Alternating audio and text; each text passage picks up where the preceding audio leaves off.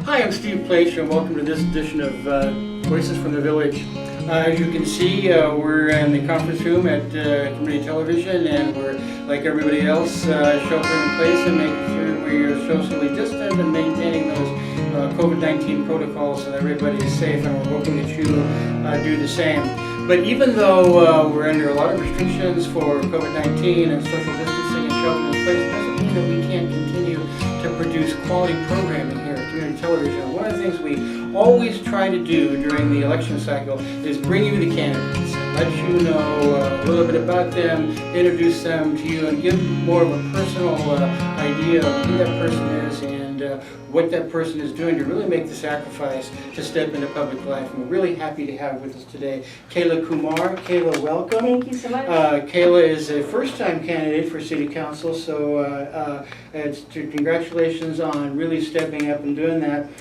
Kayla, tell our audience just a little bit about yourself and really what brought you to throw your hat in the ring for public life. Yeah, great question. I am running for office because of the turning point that we're experiencing as a community. I think it's an understatement to say that we're at a very choiceful moment as a community about who we are, what's essential to us, what matters most to us, and how do we move forward, right, with the answers to those questions. For me, I saw right when this crisis hit that those decision-making processes were moving farther and farther away from the people, from community members, particularly from those who are struggling the most from the impact of our crisis.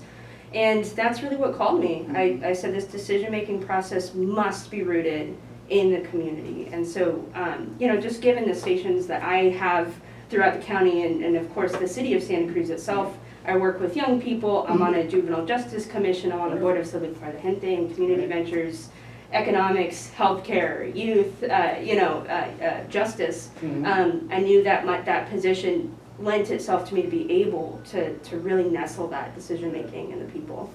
Well, you certainly have a very rich public service background already, so that's terrific. One of the things that makes this election cycle unique is that as a former candidate, I can tell you that it's almost always very canvassing driven, very door knocking. And now that we have the restrictions, how has that affected your ability to kind of meet people individually and really reach out to the individual voter? I mean, it's going to have to take a bigger crisis than this to keep me from getting to the Wonderful. people. I have to tell you great. that. Yeah.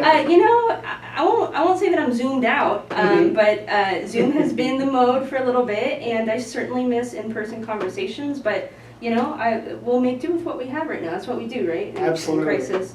We are innovating. I think all the candidates are, but myself included.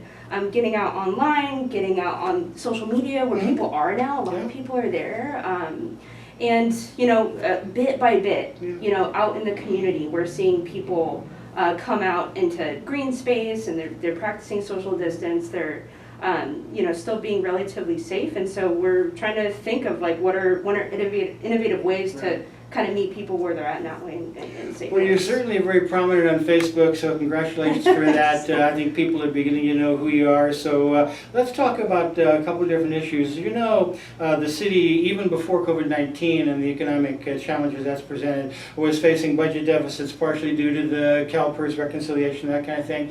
So what are your ideas about how to revive the city's economy, try to balance the budget or move toward a balanced budget while still maintaining the essential city services like parks and recs and public works and those kinds of things? Yeah, well, Steve, we should be having a conversation about what the city of Santa Cruz is doing with all of the money coming down from the federal government in crisis response. That's really the conversation. If this government was working correctly at the federal level, we should be having. And we should be talking about how we're building apparati, I suppose is the plural, of how to get that capital flowing to the places in our community that need it most. We're not having that conversation because the federal government is not being a leader on this. And so part of the revival that you're talking about is trying to fill that gap and advocating for those resources. I'm starting to do it already, talking with state legislators, and at some point, me and Jimmy are going to have to connect as well.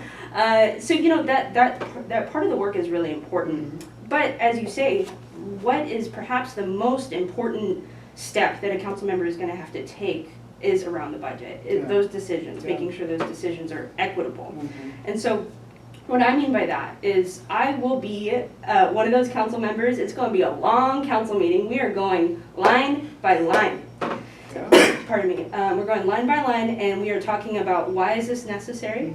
What purpose does it serve? Why is this the best use for this public resource? And how does it meet the moment that we're in?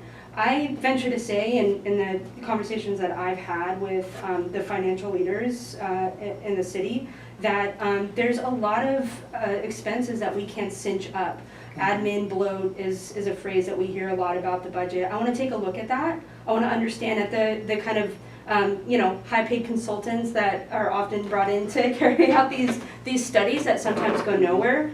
Those are places we can look at that aren't just automatically going to cutting the essential services that our city needs, right? And so for me, I'm very protective of that. I come from a place of how, in terms of equity, how are we centering those services that are not only meeting the basic needs, right? Like public works, water, parks, like these are not negotiable, and yet they're always on the chopping block. When a crisis like this occurs first, and it won't be on the chopping block first for me. I'll be looking at those other areas of bloat, of people at higher levels, right, that can bear the burden of a cut in a way that perhaps a low-wage worker at the city or programs that are serving our most vulnerable community members cannot bear. It's interesting you mentioned that, and the money that really is becoming available from the federal, state, and whatnot, and particularly in terms of homelessness. As you know, Santa Cruz has the largest homeless population, certainly in the county, and per capita one of the largest in the state and the country. We have a lot of people who are very vulnerable and who really need our help. What is your response to that in terms of being able to have enough money to really provide services and shelter that people need? How much time we got? I know. It's I've got a large lot to say. I'm going Yeah. to try my best to get through all of it because it's a very nuanced question, and that's the first thing I always try to say at the beginning of a question like that. My answer is that people experiencing houselessness, there's a variety of experiences, a variety of reasons, a variety of needs, right? And so to say, like, how do we help the homeless community is a very complicated, complex question, and I try to engage it. And so for me, what this moment has shown us is that with the proper resources, that infrastructure popped up pretty darn quick. Yes, it did. No question about it. And I have to say, there's a lot of room to grow for sure. But I've been told since I've been here in Santa Cruz that was impossible. Right? There's just no way to do it, even if you had the funds. And we're seeing in this moment that's not true. The infrastructure is now up. How do we keep it up and keep it deepening and keep it growing and move past this, like, as a crisis response, right? Like I said earlier, part of the nuance is there are folks experiencing homelessness because they had an unexpected bill and they couldn't pay mortgage or couldn't pay rent. Those folks, if we have more affordable housing or housing stabilizing policies put into play, we can prevent from experiencing homelessness. That's part of this conversation, right? But there's also folks that have a different story. They come to experience homelessness because they're neuroatypical, because the way that we've organized human life isn't around those types of mental states, right? And so it's very hard to conform, it's very hard to procure shelter as someone that experiences the world differently in some of these ways. And so for those folks, I want to see more long-term, stable shelter options, right? That's the goal here. And I want those shelter options to have supportive services that meet their needs, that they don't have to receive just to receive the housing. I'm a strong housing first advocate. I mean, it is just an essential piece of this. But I want for those who want services, who do need help, to receive it. And so we can go deeper. I suspect that I don't want to go too long. No, and I completely agree with what you say. In substance, myself, as someone who is a coordinator for one of the shelter projects here in town, and someone who has been emergency services, emergency shelter advocate for a long period of time, we are doing better, I think. But we really need, I think, as you have suggested, more transitional and permanent supportive housing. Yes. That's really the only practical way to get people up from off the streets into something better, presuming that's what they're going to aspire to. Yeah. Let's shift a little bit into public safety, as we were talking about earlier. In past election cycles, public safety has been probably the mantra. People talk about that, people talk about affordable housing, but I think now, because of Black Lives Matter movements and several things of that nature, we're moving back to public safety concerns. So what's your view of public safety in Santa Cruz, the need for it, and really how it should be structured as we move into the future? Yeah, I mean, this moment is really calling us in to, as I said before, decide who we are, what matters to us, whose lives matter, and what the lengths we're willing to go to live out our values around that answer to that question. And what I'm hearing from people in Santa Cruz across ideologies, across identities, across groups, is that, pardon me, is that we're no longer willing to co-sign a system of creating safety that produces such nonchalant death of Black and brown people. And, you know, folks are done. I mean, out on the campaign trail, I can't stress it enough, I'm hearing it from, so many, and I'll be, you know, and they know that they're there, but they just don't know, like, where do you go? Like, what's the next concrete step? And so that's where I come in. Because, of course, my background for the better part of a decade has been in creating communities of care, responses to harm that actually meet the needs that arise from harm and prevent it from happening in the future, that are non-police responses. They are non-traumatic responses. They're community-based responses. They're life-affirming responses. And so I'm very lucky. I happen to know these programs exist and are real and their impact. And so how do we create a pathway forward that invests in those ways of creating safety, right? And lead us into the direction that I hear so many people wanting to go. And of course, that means that we have to look again to the budget. We have to look, where are we put our money where our ideas are, we put our money where we want to go, we put our money where our heart is. And in the budget, if you look at the budget, we're saying police are the response to social problems. That's the model we want to go with. So we need to take a look at that and move those resources to responses that align better with our values. And, you know, I'll share with you, Steve, there was a report done in 2018, not long ago. It was an audit that the city actually paid for of SCPD. And it took an analysis of the 911 calls that were diverted to SCPD, and it found that 15.5% of those calls were designated officially as crimes. Everything else, we're talking the biggest one, welfare checks, 20%. And I just don't believe that we need police to do those. You know, I'm willing to get in the weeds, and I know there's nuance, and I'm totally willing to do that. But this is where I come from when I say 15.5%. Let's start there. Let's talk about what resources are actually needed to do just that 15.5%, because all the calls you're getting for mental health support, substance abuse support, homelessness, I venture to say that non-violent, non-traumatic responses to those social issues are going to produce more safety. Safety occurs when people's needs are met. They're psychological, they're economic, they're social. Safety is produced that way. I've seen it, and it happens here locally in Santa Cruz as well. So that, I hope, gets to the root of the question. And I think you will find that we're fortunate here in Santa Cruz to have a department that will say to you that we're not social scientists. You know, we need to find a better way to be able to respond to, you know, the vast majority of calls that really are not crime related. They're simply, you know, people who are challenged by mental or behavioral or physical problems that should be treated or responded to in other ways. We've got maybe 3 or 4 more minutes. What is something that you'd like to tell the voters about why they should be voting for Kayla Kumar and how you're going to represent them when you're sitting on council this December? Oh yeah, I want to tell the voters that I'm going to fight for them. I'm going to fight for this city. We are in a place where we need bold, balanced, loving leadership that's ready to make the decisions that need to be made to create a new, better normal in Santa Cruz, and we need someone who's going to fight for that.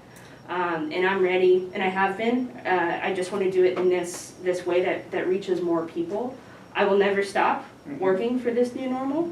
Whether it's I'm on the dais or not, and so I just want the voters to know that they have that option. They have the option of putting someone in the ring who will never stop working for the vision that they hold. And of course, people can contribute to your campaign. They can certainly volunteer to do a little door knocking, and to the extent that we can do that. One thing that still is a controversy in town and is very difficult to resolve, I think, is, as we go back to public safety just for a second, is whether or not the police department should be defunded or some of the funds should be repurposed into more socially relevant, socially beneficial programs. As a council member, when you are examining the budget this coming year, is that something that you would give particular consideration to? Yeah, to expand on what I said earlier, I would like to learn more about what funds, what activities. I am happy to begin the conversation at the SCPD, being allocated strictly to crimes. I can start there. The rest of it, those resources need to go to social services that are trained, compassionate, understand, are experts in meeting those social problems. So yes, I believe that we need to repurpose funds in a way that makes sense, that is life-affirming and sustainable and cost-effective. You think as you go around and talk to folks and talk to them about public safety, particularly about the Black Lives Matter movement and those things that are really so relevant today, people have an interest, you think, in citizen oversight for the police department? Is that something that you may consider as a policy for yourself as you move forward as a council member this coming December? You know, I can see that running in concert with the repurposing of funding. The oversight needs to have teeth. It needs to actually be able to co-create accountability with the policing system. I wouldn't want to ever center it as a cure-all, and I don't think anyone's proposing that. But I think there are some reforms that are really important. And what I'm out here to do is push forward transformation, not necessarily, these kind of more discrete reforms, right? I want to see a root level addressing of the way the policing system has, has gone off course, and become bigger than I believe what is the right size for that. Well, wonderful. You're certainly an articulate spokesperson for very progressive politics here in Santa Cruz, and a really a refreshing glint of light here, I think. Oh, thank you so much. Congratulations stepping into the public light, Kayla Kumar, candidate for Santa Cruz City Council. Take a look at her Facebook page, take a look at all the publicity and the outreach that she will be doing between now and the vote in November, and give that things a look. This has been Steve Pleich on Voices from the Village, and we'll see you next edition. Hi, I'm Kayla Kumar, and I'm running for Santa Cruz City Council. You can learn more about my campaign by visiting www.kumarforcouncil.com. Hi, this is Steve Pleich, and welcome back to Voices from the Village. This is the second installment of our show on progressive candidates here in Santa Cruz, and are really happy to have a good friend, Kelsey. Kelsey, welcome. Kelsey, as you can see, we are here in the conference room of CTV. We're observing the COVID-19 protocols, we're social distancing, we have your mask on. Tell people a little bit about yourself, how you got involved in public life, putting yourself up to be a candidate, and kind of the challenges of campaigning in the COVID-19 era. Yeah, absolutely. Thanks so much for having me. I'm really excited to be here. So I'm a progressive organizer in Santa Cruz. I've lived here for close to a decade now. I'm a UCSC alumna, and so going to school here kind of was the first dive into local politics. I did a lot of organizing around housing justice, climate issues. I sat on the UNA board with you. Absolutely. And I started kind of getting involved in the progressive scene, and I was really inspired by the Compassionate Core here in Santa Cruz that cares for one another. And I also work at the Romero Institute, which is a 501c3 nonprofit devoted to social justice and indigenous sovereignty issues. And so basically now in this weird time that we're in 2020, it was really important for me to enter public life, and I also was called upon by a certain contingent of this community, asking for bolder voices in city politics, especially after the recall and the undemocratic, divisive experience that we just had here in Santa Cruz. People, asked, we need leaders that will step up in this time in a very unusual campaign circuit to lead us forward in these treacherous waters. And I rolled up my sleeves and I was like, okay, let's do it. And I'm really excited despite the challenges ahead in COVID, because I think that we are in a current moment where people are really hungry for issues and for solutions to the problems that we're experiencing now. In coronavirus, we're seeing, as well as the wildfires, we are seeing the fact that social inequities that we're already experiencing in our society are deeply compounded by both the pandemic and by natural disasters and climate-related emergencies like the wildfire. And so moving forward, I want to use my experience as an organizer, my values as a progressive organizer specifically, and my passion for this community to see us through the challenges ahead with integrity and with resolve. And a wonderful progressive credentials working with Danny Sheehan and Sarah Nelson were moments to two of my heroes, and of course my pleasure to have worked with you on the UNA board.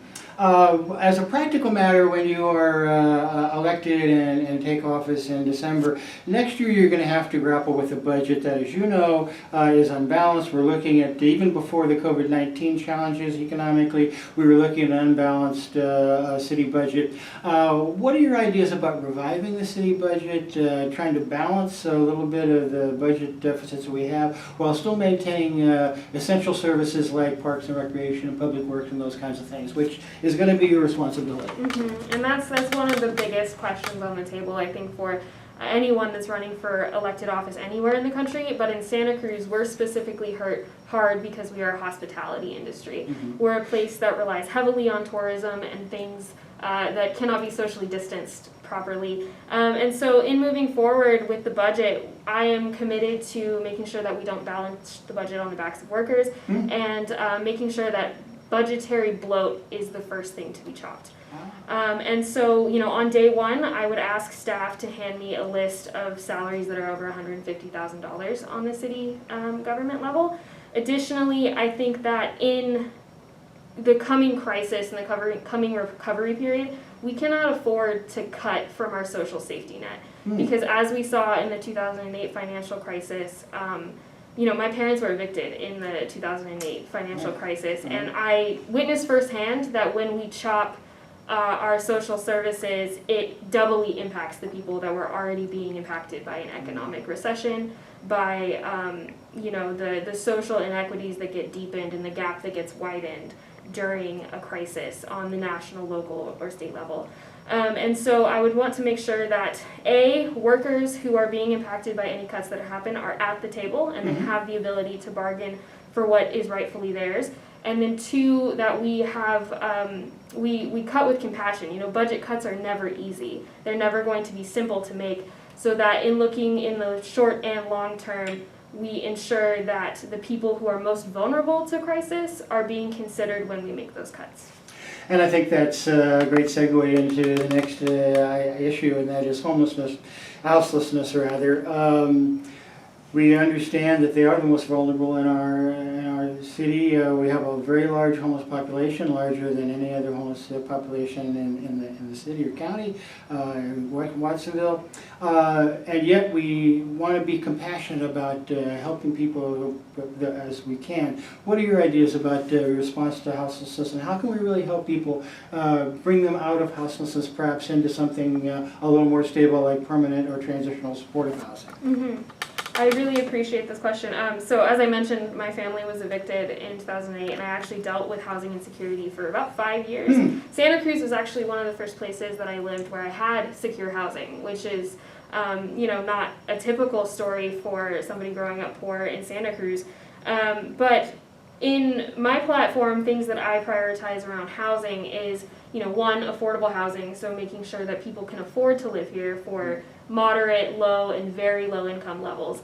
And then additionally, I would like to see budget reallocations go specifically toward our shelter capacity, because right now, as you mentioned, we have such a huge housing or houseless population, and we do not have the capacity to adequately shelter them. Thirdly, I am supportive of transitional camps. I think that we have to do more as a city government to instill a sense of compassion in our populace and ensure that people have a roof over their head, especially in a pandemic. I want to emphasize that whether that roof is a physical structure or it's a tent, we need to make sure that people have the ability to adequately shelter in place. And then thirdly, some research that I've been doing in other communities and places across the country of how they're handling housing insecurity are more long-term solutions that focus on transitional housing, like tiny home villages. One particular example that I was really excited by was CHAD, which is the Chico Housing Action Directive or something like that. And they're a very similar allegory to us in the sense that they have a large houseless population, but they also are recovering from the campfire. They're still in the recovery period from the campfire, and they had a lot of wildfire refugees. And so they got the green light from their city council to move forward with the tiny house project. And they're bringing together nonprofit developers as well as private donations and people in the community that are interested in working on it. And I would like to see the city government put more creative thinking into long-term solutions like that. Excellent. I think those are very, very good ideas. And of course, as somebody who professionally works as a shelter coordinator and has written and spoken out about transitional encampments, I hardly agree that those are kinds of the things, the policies, the programs that we really do need. Let's shift a little bit into public safety. In past campaigns in Santa Cruz, the mantra really has been affordable housing, and people have been talking a lot about that. But years ago, the mantra was really public safety. And now, with the advent of Black Lives Matter and the things that have, all the tragedies that have happened, the inequities and the implicit bias that we see so much in our systemically now, policing, I think, has to change. What's your idea about how we are policed here in Santa Cruz and what we need to really provide fair, comprehensive, unbiased, and racially equitable policing? Yeah, I'm very pleased to answer this question. It's something that's really close to my heart. So I've been doing allyship work with the Black Lives Matter movement since Ferguson happened, and I think that it is important that Santa Cruz really take this moment seriously. And being a progressive city, I believe that we really need to push the fold here in our own community. In terms of how I feel about our policing, public safety and community safety is something that everybody wants, regardless of where they lie on the political spectrum. But I don't believe that we need a budget of $30 million to keep a community of our size safe. Additionally, as we know, most of that budget is going to patrolling, which is just moving houseless people around. And the mass policing of our most vulnerable community members is not making us safe. When a police officer confiscates the tent and belongings of somebody in the benchlands, that does not make me safer. And so I would like to see a reallocation of budget items that divert the problems that the police themselves have admitted they don't want to be having to deal with. So in reference to personal crises of mental health or substance abuse, I would like to see a cahoots-like model implemented here in Santa Cruz. There's a lot of work happening in our community already, and I think that city government needs to listen to the energy of the people who are mobilizing on this issue. Only 15% of the 911 calls that come into Santa Cruz, or the Santa Cruz 911 dispatch, are for violent offenses. And there's definitely a role, I think, for the police in investigating violent offenses, in keeping people safe in that capacity. But I think that we have the ability to follow the charge of similar cities around the country in creating alternative systems of safety that will actually address the root causes of the systemic inequities that cause crime and mental health crises in the first place. And of course, as you know, this last year, a model surveillance ordinance came before the council, and they did vote to not invest any more money or have any more policies about predictive policing and facial recognition technology. As a member of the ACLU board, we certainly would like to push that farther and really address more more privacy issues, would you be willing to look at a more comprehensive model surveillance ordinance when you sit as council member this fall and next year? Yeah, absolutely. And that also touches on another point that I'm really passionate about of, in showing that we take the Black Lives Matter movement seriously, that we take the issue of over-policing seriously. We need to also address the systems that cause over-policing. We need to address those before problems happen in our society. So for instance, I would like to see a preventative ban on tear gas, rubber bullets, the LRAD, and I'd like to see the Bearcat sold. Wonderful. Well, as somebody who fought as hard as humanly possible, among other folks, to make sure the Bearcat didn't come into town unsuccessfully, we'd certainly like to see it exit town as soon as possible. One of the things that we haven't touched on, and you were certainly a very strong advocate for, the climate. Yeah. Tell us a little bit about your thoughts about climate here in Santa Cruz and how we can make ourselves a more environmentally safe and sound community. Yeah, so I was at Standing Rock. I stood against the Dakota Access Pipeline with indigenous communities.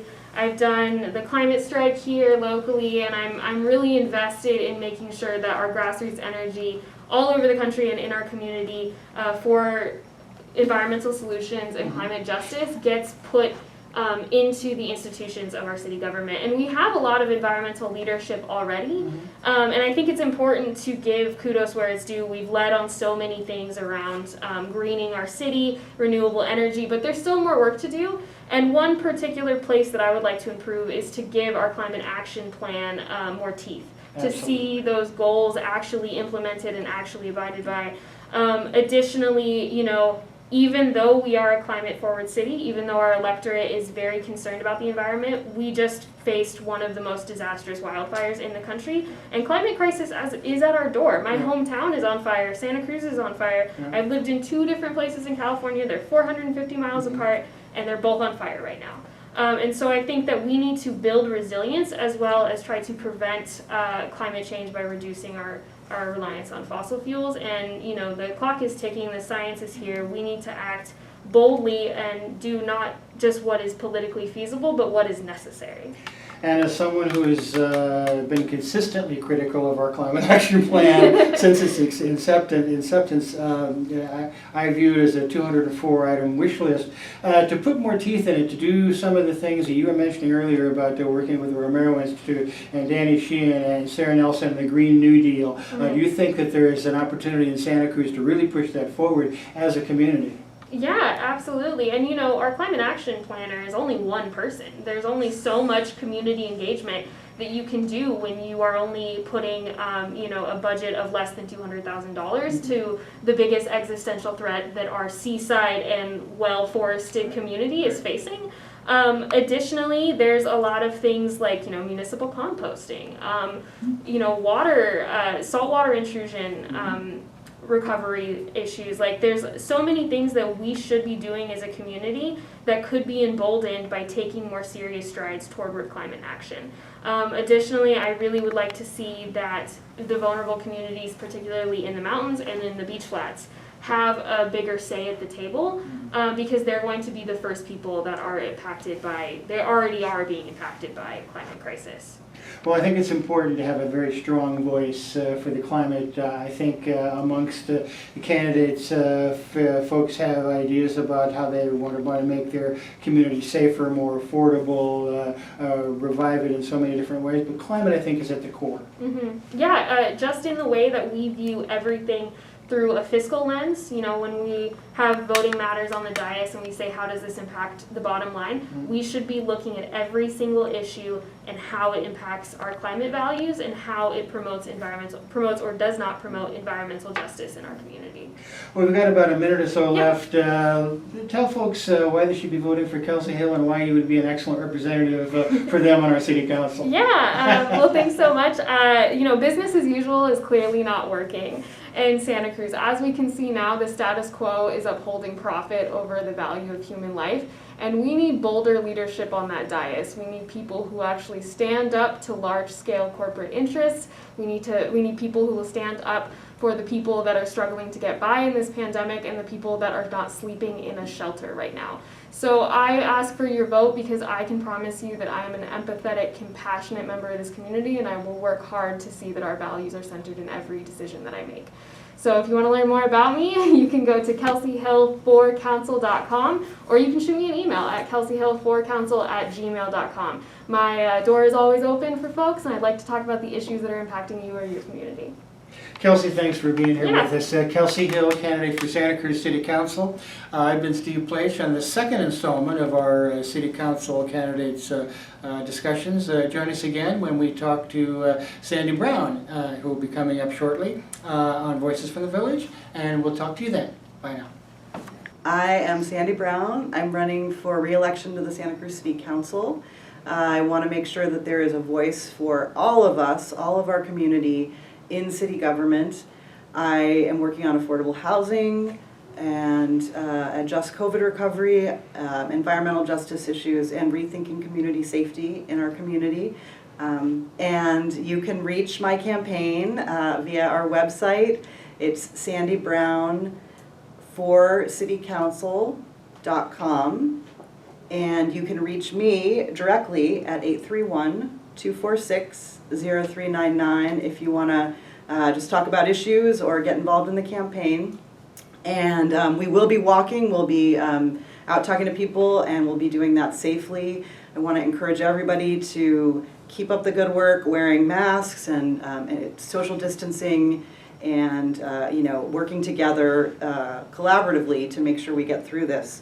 My mask, I'm really pleased to say, comes from a good friend of mine, Kayla Koopman. She's a local artist, and you can find her on the web as well. Welcome back to part 3 of Voices from the Village. In this segment, we'll be talking to Sandy Brown, candidate for re-election to Santa Cruz City Council. And so I hope you enjoy it as much as I'm sure we will. Sandy, welcome. Thanks for having me. Sandy, people know you've been on council for 4 years, but prior to 4 years ago, you were not as prominent in the community as you are now. Give us some description of kind of how you came back into public life and just a little bit of your background. Sure. So I have lived in Santa Cruz for 30 years now. I came here young. I lived in a very challenging childhood. Lot of instability, and so I was really thrilled to land here and make this place my home. I was involved in local politics, electoral politics and policy in my role at the Community Action Board. I worked on living wage campaigns, so I was really involved. I worked on candidate campaigns, and then I went back to grad school, and I am now a university instructor. So I was out. I mean, I was out. I was living in Santa Cruz, but I was away. Right. I did my research in Latin America.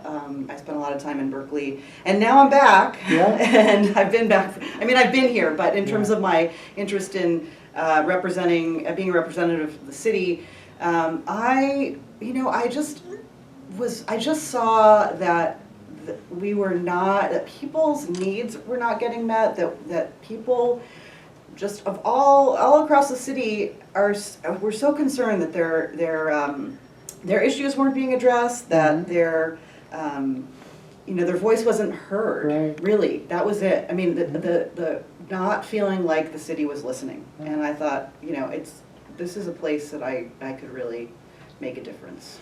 And of course, we ran together briefly anyway in 2016. I did not know until then that you had such a strong labor background. Yes. So I do. I worked very closely when I worked at CAB. Actually, we worked together to form a labor community coalition to support workers' issues throughout the county. Really, living wage policies, accountable development, and other community benefit campaigns. And so I worked very closely with the local labor unions.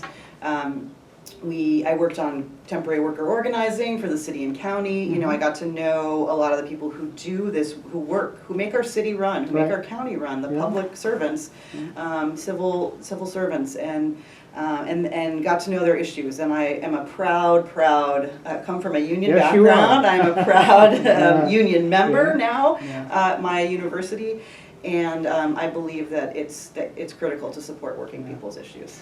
Oh, so Sandy, as a council member for these last 4 years, you're acutely aware of the budget deficits that are looming for the city, partially because of the CalPERS reconciliation, but also because of the economic downturn created by COVID-19. Kind of what's your ideas about how to revitalize our economy, how to work toward a balanced budget while we're still kind of maintaining the essential services that we've always come to expect in the city, like parks and recs and public works and those kinds of things? Sure, there's no easy answer there, and I'm not going to lie, we have a very, very challenging road ahead. I'm on the budget committee right now, council subcommittee, looking at how to address the budget. We are calling that budget solutions. So the cuts that will need to be made, but also potentially looking at revenue enhancements. I'm using all the lingo now. You've been on council 4 years, so you're entitled to do that. But it is going to be very difficult. One of the things that I am committed to is making cuts that are the furthest away from those direct services, the workers who actually make the city run. I believe that there is room for cutting more at the top. I don't believe all cuts are equal. This is a little bit different approach than some of my colleagues and elsewhere in the city.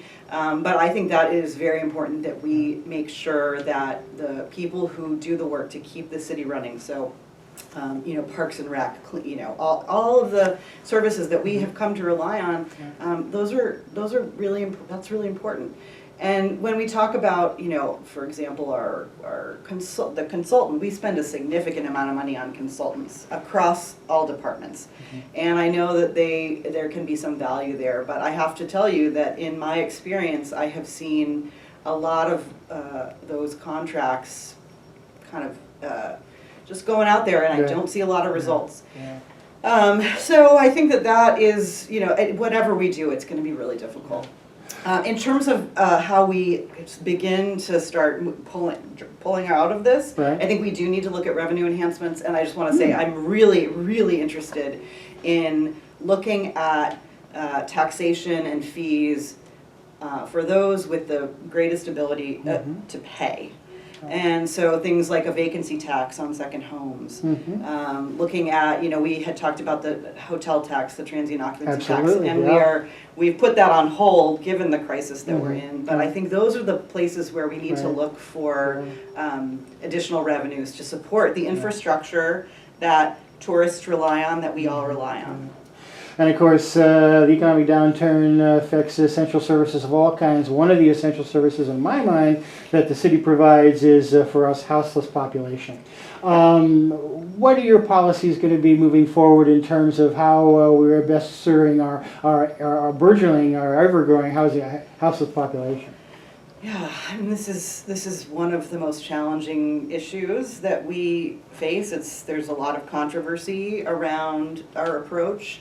I believe that the city has a long history of failed policy in this arena. And what we are doing is not working. It has not worked.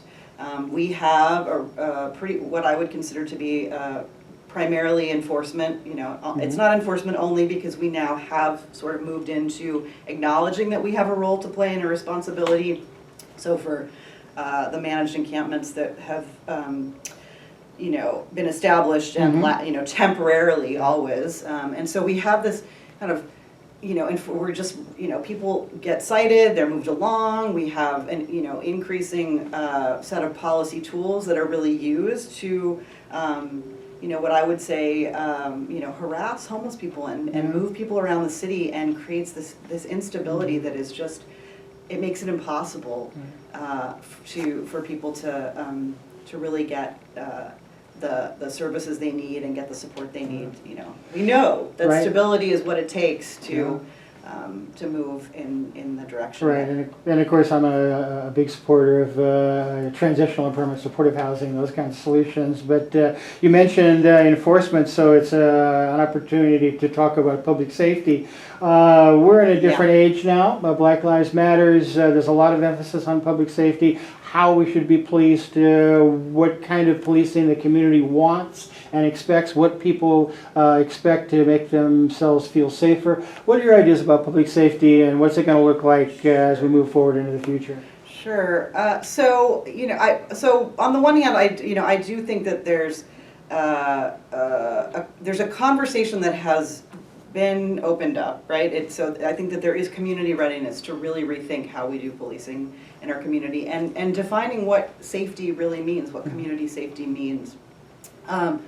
So for me, and there are calls to defund the police, to cut the budget in half, and I want to say that I support moving in that direction. I do, and at the same time, being on the city council currently, I understand that there are kind of barriers to that we don't have control over. So you mentioned PERS, for example. Mm-hmm. We have union contracts with our police force.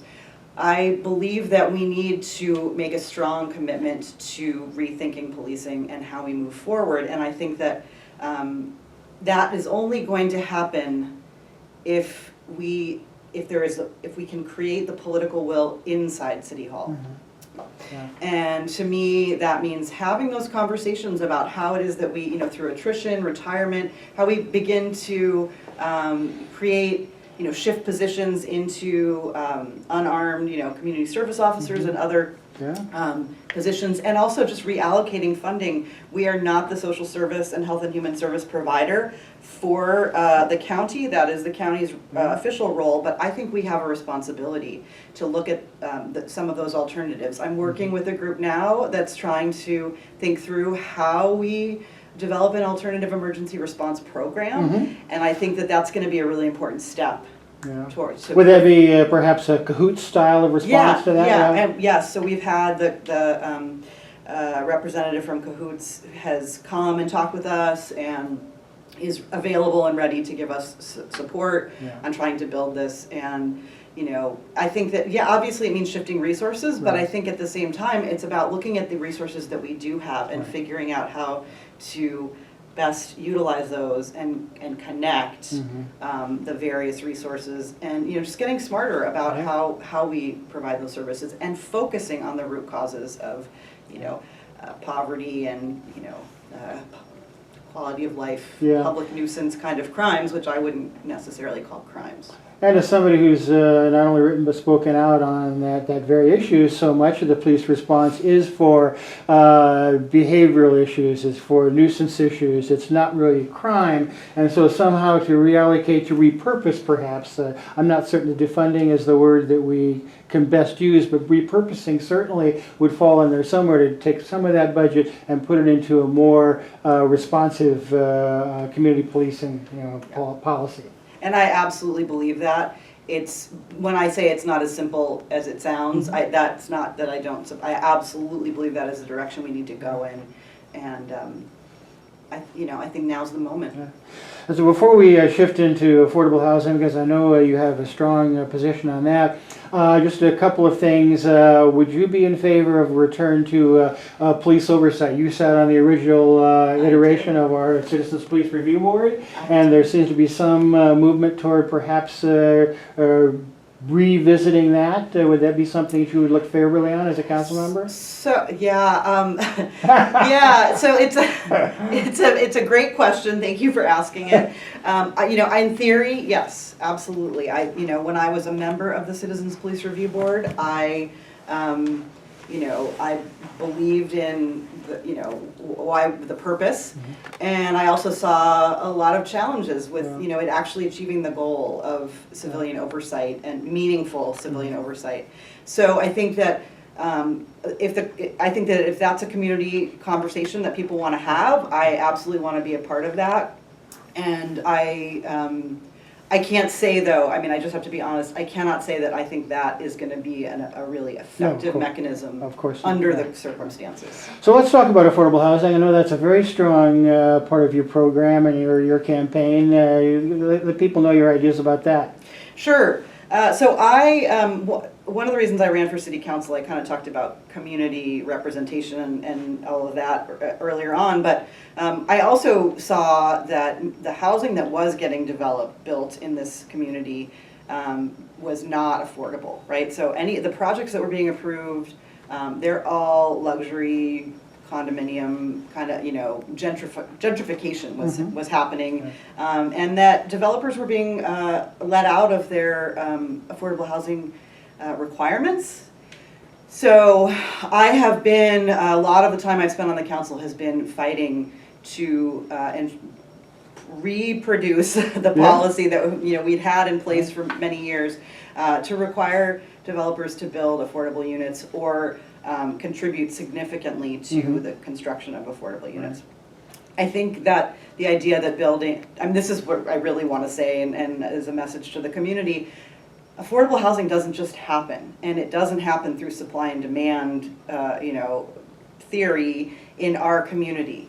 We will not ever build our way out of the affordable housing crisis here. And we are not, developers are not building affordable units, and the supply is not leading to increased affordability. It just isn't going to happen. And I think studies have shown that in places like Santa Cruz that are desirable places to live, with a lot, we're next door to the biggest economic engine in the world. We will not get affordable housing unless we incentivize it through the regulatory context and through additional support. So city-owned properties need to be looked at, and I think we should be using all of them for affordable housing development. I think we need to get really creative about how we go after money at the state and federal level to support affordable units. And I think we also need to get real with developers about ensuring that their commitment is met. Sandy Brown, thanks for sharing your thoughts about affordable housing and so many other issues of which you've become so familiar over your first 4 years. Candidate for re-election to the Santa Cruz City Council. How can people contribute to your campaign or volunteer? I am absolutely thrilled.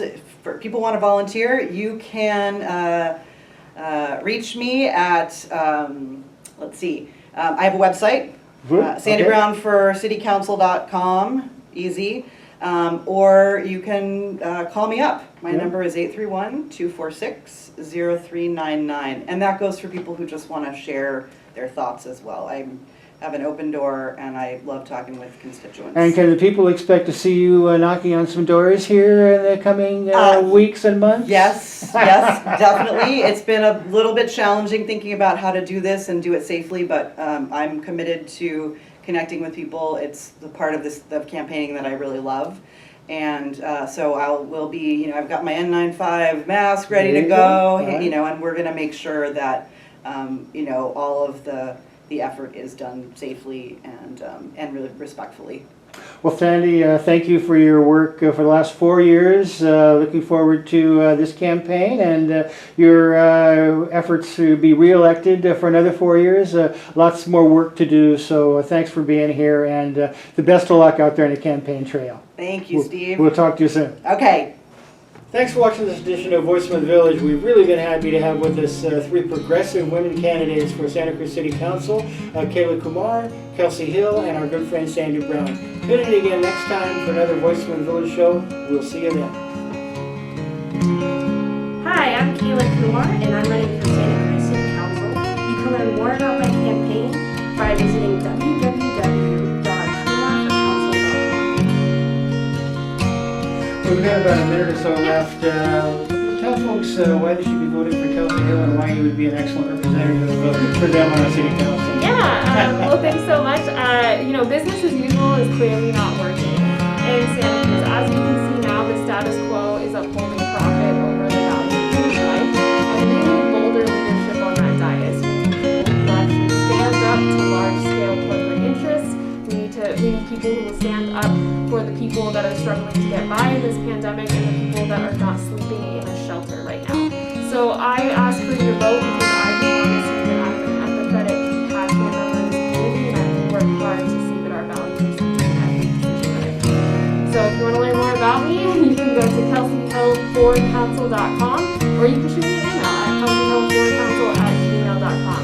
My door is always open for folks, and I'd like to talk about the issues that are impacting you or your community. I am Sandy Brown. I'm running for re-election to the Santa Cruz City Council. I want to make sure that there is a voice for all of us, all of our community in city government. I am working on affordable housing and just COVID recovery, environmental justice issues, and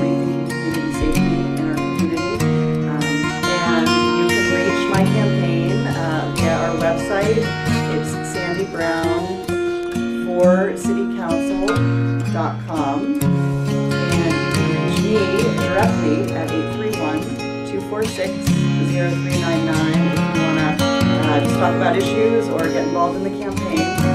And we'll be walking, we'll be out talking to people, and we'll be doing that safely. I want to encourage everybody to keep up the good work, wearing masks and social distancing, and working together collaboratively to make sure we get through this.